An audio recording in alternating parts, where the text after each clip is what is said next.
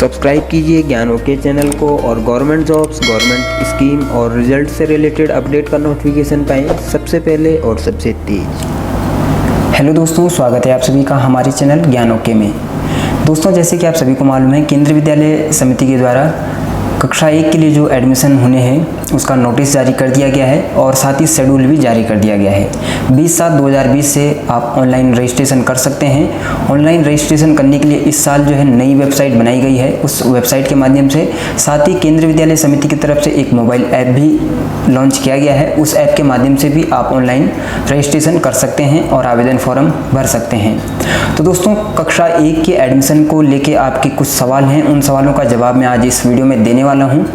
सबसे पहला जो आपका एक सवाल है एज को लेके।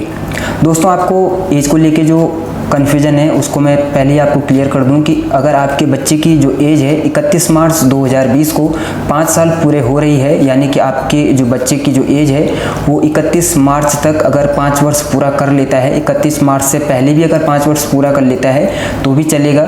31 मार्च तक आपके बच्चे की आयु जो है 5 वर्ष पूरी होनी चाहिए। साथ ही दोस्तों, अगर 5 वर्ष से अधिक हो जाती है और 7 वर्ष के 20 तक रहती है तो आप कक्षा 1 के लिए आवेदन कर सकते हैं, रजिस्ट्रेशन फॉर्म भर सकते हैं। बहुत सारे जो हमारे सब्सक्राइबर हैं वो पूछ रहे हैं कक्षा 1 के एडमिशन को लेके एज के बारे में।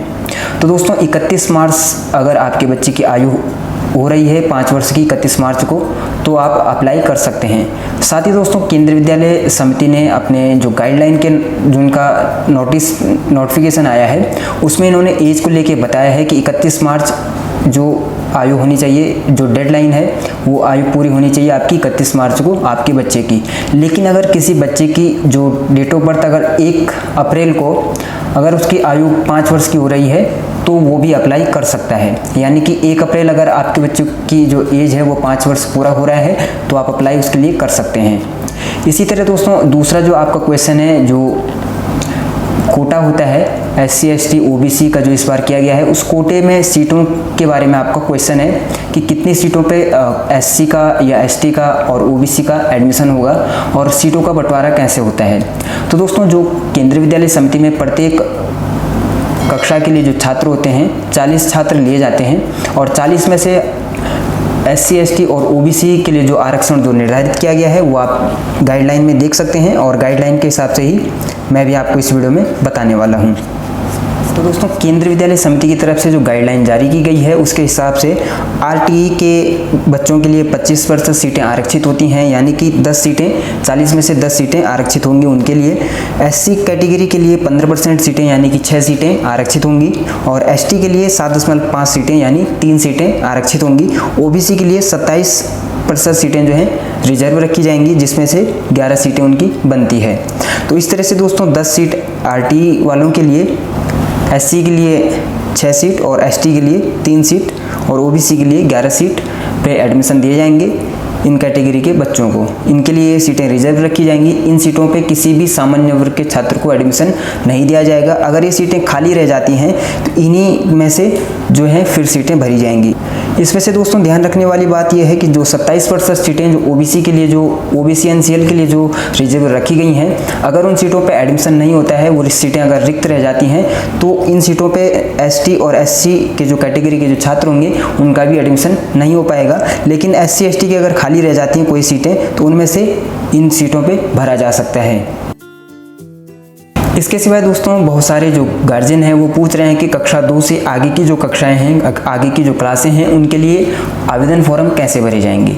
तो दोस्तों, जैसे कि आप सभी ने इसका जो शेड्यूल देखा होगा, शेड्यूल में जो 6वां नंबर जो कॉलम है टेबल का, उसमें आप देख रहे होंगे कक्षा 2 तथा अन्य कक्षाओं का पंजीकरण, साथ में इन ऑफलाइन मोड लिखा हुआ है। यानी कि कक्षा 2 से बाकी अन्य कक्षाओं का जो एडमिशन होगा वो ऑफलाइन मोड में होगा। तो ये यहाँ दोस्तों साफ साफ लिखा हुआ है कक्षा 2 से आगे की छात्र जो हैं उनका जो एडमिशन होगा, जो पंजीकरण होगा वो ऑफलाइन मोड में होगा और बाकी सभी कक्षाओं का जो एडमिशन है 20 तारीख से ही स्टार्ट हो रहे हैं सभी के, आप यहाँ देख सकते हैं। साथ ही दोस्तों जो कक्षा 11 में जो एडमिशन होंगे वो रिजल्ट आने के 1 वीक के अंदर अंदर स्टार्ट हो जाएंगे। इसमें जो शेड्यूल है इसमें ये बताया हुआ है। तो दोस्तों इस तरह से आपके जो ये क्वेश्चन है ये वीडियो के माध्यम से हमने आपको बताए। और इसी तरह अगर आपका भी कोई केंद्रीय विद्यालय एडमिशन से रिलेटेड कोई क्वेश्चन है, कोई समस्या है या आपका कोई क्वेरी है, आप पूछना चाहते हैं केंद्रीय विद्यालय एडमिशन के बारे में, तो आप नीचे कमेंट बॉक्स में लिख सकते हैं। साथ ही दोस्तों गाइडलाइन, एडमिशन नोटिस और एडमिशन शेड्यूल का जो PDF है उसका लिंक भी नीचे डिस्क्रिप्शन बॉक्स में दिया हुआ है।